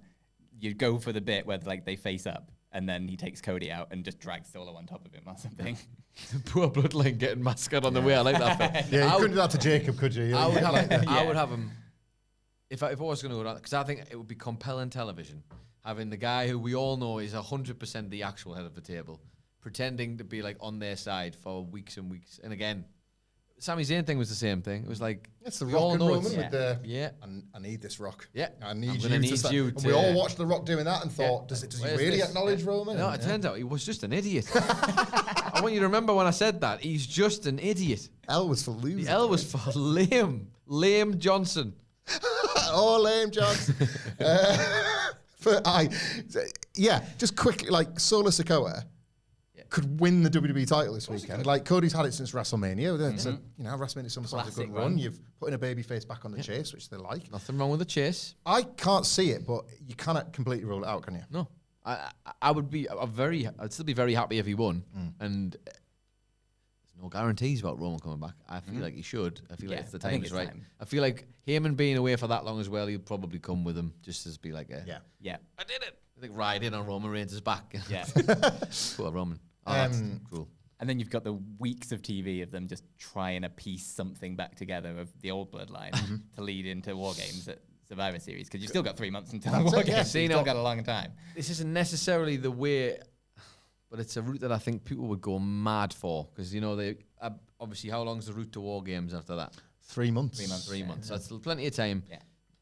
People really love, and they loved it back last year when it was like how the War Games was going to be like the Marvel, like the two teams. Remember that was a lot of this talk about the Civil War thing. Yeah. And now this is going to be like literally them recruiting people for the team, basically for War Games up the build up. Like I know it needs to happen that way, but it's like people will go absolutely nuts for it, and it's right. I just wish it wasn't just always. WWE was there before Marvel, guys. Pretty sure. I'm fairly confident it was doing its thing. Yeah. Like, certainly in the cinematic field anyway. Yeah. So, yeah, it's going to be fascinating, though. And whichever outcome of that is, if Roman turns up and he does anything, it's going to be electric. Yeah, that pop is It's going going to to be electric. I think that's the best thing about it. Like, I know Solo. I've said this on other podcasts. I think Solo Sikoa is pretty terrible, and this story is pretty awesome, and both those things can be true. I think like the plotting of this Bloodline story is so great that every scenario there with Roman Reigns is interesting, and the War Games match we've all speculated on doesn't lose any steam, even if Roman comes back as a heel, or it takes a while for because we in our heads I think the Usos are just getting back together now, but that might be protracted, and feels like Jey Uso and Sami Zayn are gonna be doing their bit over on Raw as a way to it's like it all feels everything's in place, starting even to if keep There is just no denying how much money there is to be made in that old bloodline. Like, and Sami Zayn, obviously, it's like, holy. Kevin Owens looking at all of them and being like, I hate all of you. Kevin Owens like, I do kind of wish I was in that match as well, so that looks sick as well. But it's also like they've got, with like putting the belt on Solo, like we thought like when Damian Priest won, like that was a little bit maybe early for his run. They've done it before. They're not worried about like strapping up people that they think, well, this is going to be a great story. So like put a belt on it because that'll be good. And like especially if Tamara and Jacob Fatu are winning the tag belts, you've got that classic bloodline thing of look, we've got all the belts, but with different people. And like just the sort of the images of that and of Roman Reigns going, how do I break this? Yeah, I think it's also nightmare fuel for some people. Like they really American don't. They really fuel. don't. American. They really don't want to say it though. Like and I think that's. I know Solo hasn't been like is not a popular guy these days. It seems to be people like them a lot more as the enforcer character rather than the league. The main character. I think I am totally. I subscribe to the Adam Wilborn look on this of like I don't need him to be good. I suppose it pretended like to the he's throne meant to look like the guy wearing his dad's suit. Like it's meant to look that way. Yeah. Like he's mimicked a bunch of people along the way. He hasn't ever really had his own thing. He stole the Weekend's gimmick verbatim, apart from like a little nose strap and black eyes, basically. It's like, this is a guy who's trying to find himself. I feel like I've watched it, whether it was like by accident or by design, I'm well on board with it. I feel like it fits. I just would like him and Cody to have a good match. If they can that's pull one the thing. out. That's on Cody, that isn't it? A big night for him as the leader. Can he do it? You remember the? Oh, sorry. You remember the? Oh, please don't move the wire.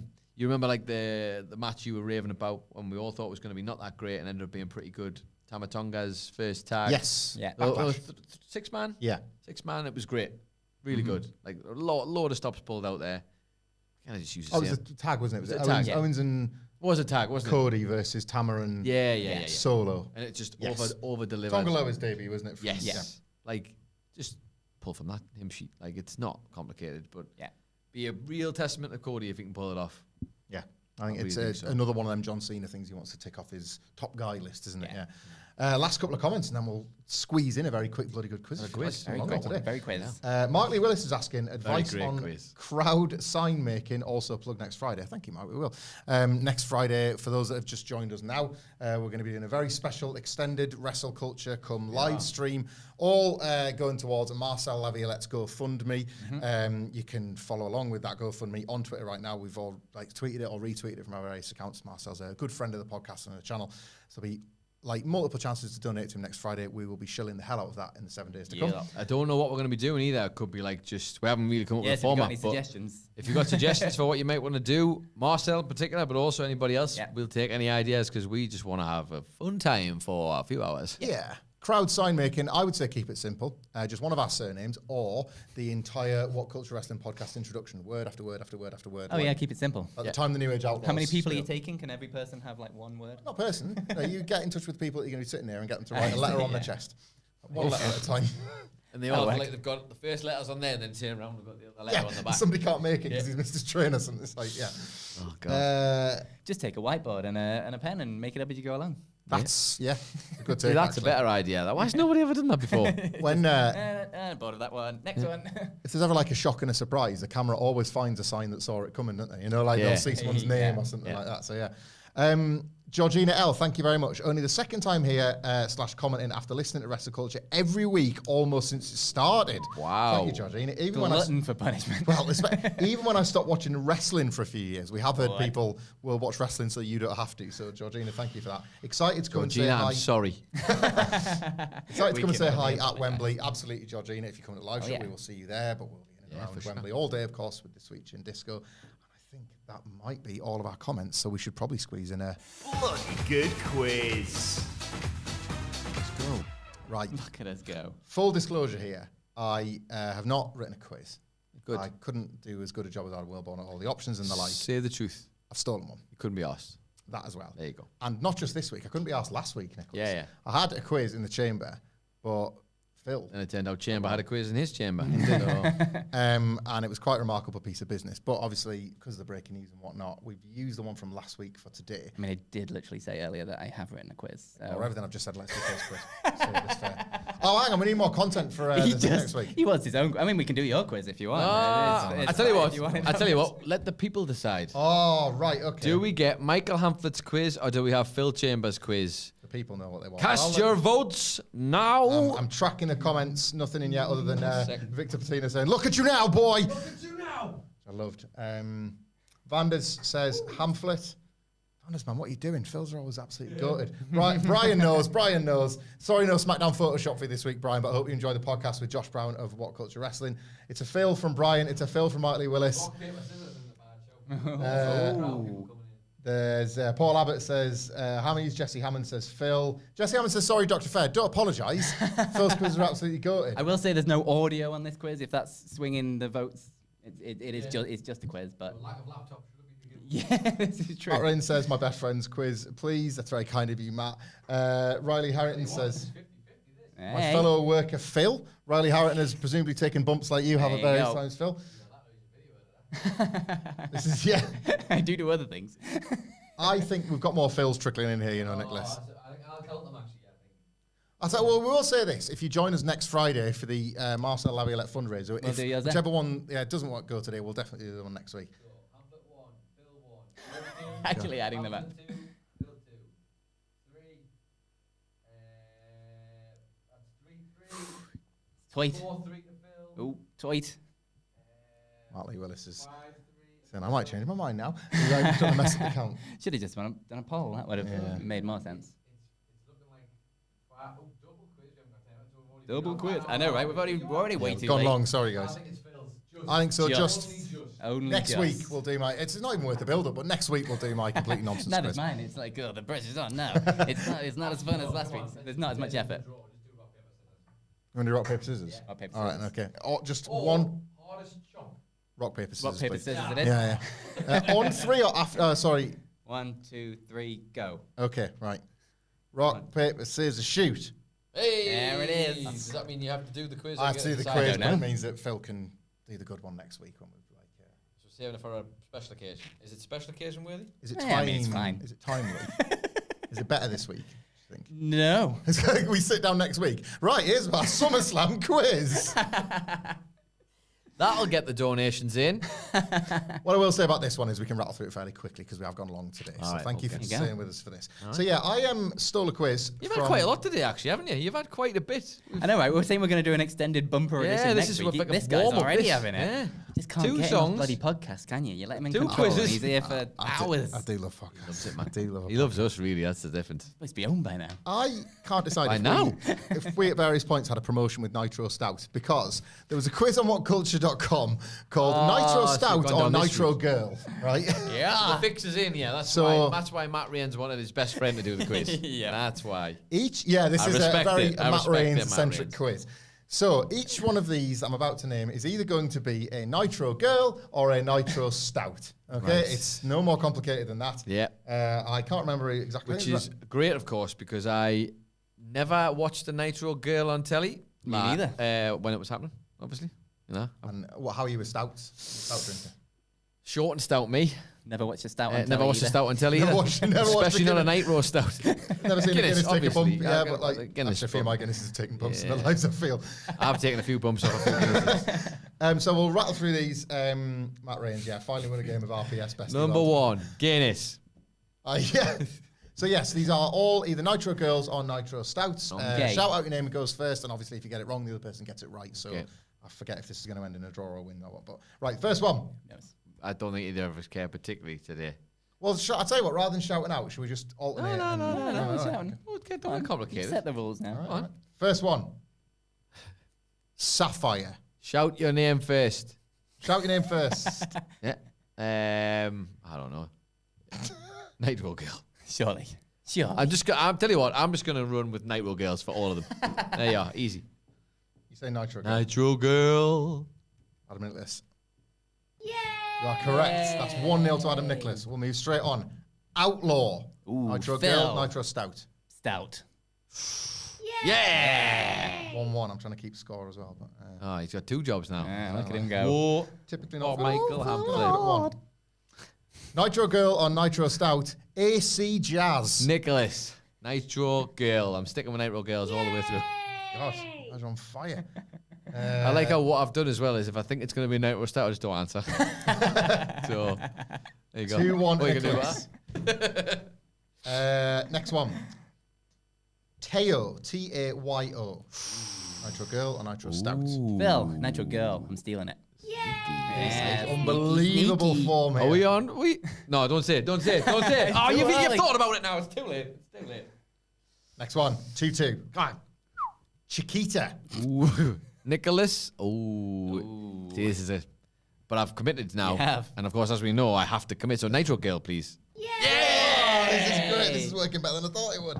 Right, 3-2 to Adam Nicholas. Going into number 6. I love this one. You did no work whatsoever for this. Kashmir Hammer. That sounds like a request. Oh, my. Phil. Cash me a hammer. It's been a while since we've had Nitro Stout. Hey! This is good stuff. I'm Not panicking. worked this, by the way, but there's a few to go still. 3-3. Number 7. Disruption. Oh, I can't answer this because it's not going to be Nitro Girl. Isn't it? I don't know. It's for you to decide. Phil. Nitro Girl, just for fun. No, dear.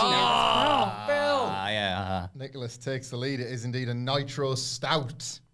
Yeah, but I yeah. just get a point apparently for saying nothing. That's so. what we're doing. That's what it is. Oh, yeah. A point in every round. Oh, man, I wish that's how my salary worked. Right. I've just seen the last one. It's popped me, sorry. Right, the next one. Spice. Ooh. Phil. Nitro Girl. Tataka. Well done. Phil's back to 4-4. Forgot my name for a minute there. Still was thinking about Spice. If you want to be my Nitro. Next one. Gotta get with my Stout. Velvet Yeti. Phil. Nicholas. Stout. Oh, it's not mine. It's got to be one of yours. It's Stout. Here we go. Phil's Need a taking girl the to lead. finish it. Yes, For Phil. the first Need a girl time to in this finish it. game. Well done, Phil. Yeah, but what about the quiz, Phil? Excuse me. It was right there. Next one. Raven's Eye. Oh. Now, think about when the Nitro Girls were around. And how many have you got left? Is this the last one? 1, 2, 3, 4, 5 after this. Oh, so it's not 10. What the hell? 15 or something. Strange no other I'm quiz. set on it being Nicholas. 10. Nitro Girl. Please, Jeff. Why not? Nitro, you say Nitro We hope she's Girl. just dressed like No, Raven. dear, that's Looking wrong. for the Nitro It Girl. was a Nitro Stout, which Well, I knew it makes was. But, you know. 6-4 to Phil. Well, that's oh, God, no. I just realised we can't do a draw lot of either. games It's of 15. Yeah, it's 15. It's 15. What are we What going have to you do? done? You've ruined the whole system. Yeah, of course he has. Well, What did you expect? I've just been trying to blend in the background with this one in Wilborn's seat. So we've got Chameleon. You make me sad. I don't think it's going to be a Nitro Girl, so I can't answer. Phil, Nitro Girl. Yeah, that's okay. As long as we get it right, we don't care. 7-4 to Phil with 4 to go. So if 4 to go. you want to... None of us care. Come on, that's you fair. just keep going. Neither of us care. Sky. It's a telly. It is. It's also the sky. It is. Yep. Is it a woman? Sky Blue's a woman. Sky blue is a woman. And the sky is also blue. Ah, See how it all all of these. comes together. It all connects. There is no Pepe Silva. Nicholas, why not? Sky. Nitro Girl. That's the Nitro name. Girl. Nitro Girl. Why not? He's back in the game. He definitely cares. Yep. Ring me mum straight after this and tell her. 3 left. You get all 3 right, you win. Yep. Here we Good. go. How do I get the first one wrong? Come on, let's do this. Stout or girl? Hardwired. Take it one, Phil. Off you go. Phil, Nitro Girl. Oh, no. No, dear, that's got wrong. it That's a wrong. point Come for on. Nicholas. How have you done that? It was a beer. What? 2 left. 2 left. And we can't draw. We can do this. Can't draw. Unless we just both. Unless We we just you get this leave. next one. Right. What? Right. Just saying. Jesus Christ. Girl He or... can switch it off, can't he? These figures. Absolutely not. Absolutely. Girl or... I'll press one button and shut the whole YouTube channel down. Company just crumbles. Girl or stout? Naughty sauce. I mean, it's not. I can't do it because it's not a Nitro Girl. Phil, Stout. Yeah. There we go. We don't have to leave him on his own. No, we don't have to. Phil has won the quiz, but I think we're all going to be winners But with this last I one. need to know the last one though. Girl or beer? Beef. No, I think the find it's called Girl or Stout, Michael. Girl or stout? Beef. Why did I knew it was going to be beef the last one as well? Why did I know that? Beef's been in the ether. The beef Beef is been. Well, I'm not gonna Beef say for Sutherland. anything. Beef for Is beef a girl or a stout? I beefer thinking that Used to love I beef uncovered. beef. Shut up. Good. Sam Trafford. Phil, don't know. why not? Dave, come on. Stout, let it all out. Yeah. It is a stout. There'll be no tears for I'm fears actually for Phil genuinely Chambers. impressed that WCW didn't call them fat stout. So, well done them. Well Not done stout them. beef even. And well done you for winning the quiz. I did it. 6'9", which on my screen says 69, which is nice. And that's our quiz, and that's WrestleCulture. Turn that down like that. More. Because last All the way week we were down. just talking over music. Was that? No, the music was talking over The you. listeners probably preferred that, to be honest. Yeah. You keep Yeah, I don't know. So You've got 50 seconds. I should just once listen to what he does here. Watch SummerSlam this weekend. Give us your thoughts. We'll be there to review it on Monday. Not to mention reviews 45 of seconds. AEW Collision and a preview of Monday Night Raw following SummerSlam, of course. You can follow us all along on X at WhatCultureWB, where they can find Adam Nicholas at It's Adam Nicholas. You can also find Phil Chambers on X at Fill My Chambers. And you can also find Michael Hamflett at Michael 20 seconds. Hamflett. 20 seconds, man. It says right there. Oh, right, I didn't Get even it to see them. 5 Thanks very seconds much. And then you're fine. Where's it? Where's the clock? Oh, that's one that says Jesus 17, Christ, you've that's got 10 ages. seconds, Right, 10 well, I'll tell you what, then while I have got enough time, I will say follow along Shoot it again, innit? 100%. on Spotify or wherever you get your podcasts and on YouTube soon, I think, for a very special interview with Josh Brown of What Culture Gaming. WhatCulture.com/tickets. It's gone. You missed it. I You tried missed to get it. in. So I'll tell you what, while you've Wrestling. completely bollocks out. Ruined it. No, hang on. Absolutely. That's really hard. Wilborn's good at his You job. ruined it.